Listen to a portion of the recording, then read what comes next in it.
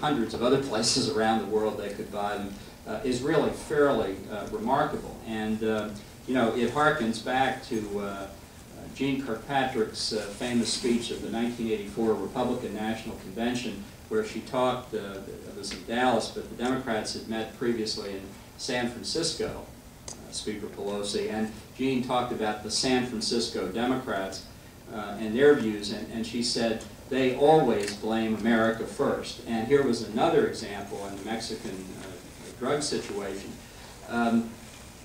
because there's no doubt that that a lot of the gun control groups in this country, frustrated at their inability to get the system they want at the federal and state level, have tried to internationalize the effort. This is another one of these norming exercises where they want to get an international treaty that every other country in the world agrees to, even though half of them agree to it and then ignore it.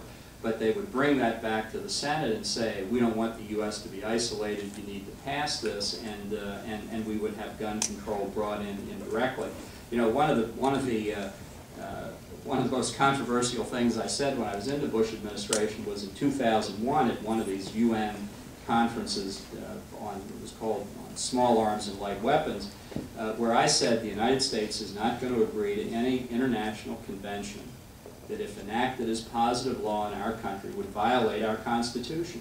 Well, I mean, you would have thought I'd said something really terrible, because they knew exactly what that meant, that we weren't going to permit infringement on Second Amendment rights or any others for that matter. And I think that's why this issue of sovereignty and the view of why it's legitimate for us to defend what to me is the essence of sovereignty, which is self-government in the United States. People who say you need to share sovereignty with international organizations or other countries are really saying Americans have too much control over their own government and they need to give some of it up. I'm humbly of the view we don't have enough control over our own government. I don't want to give up what little we have.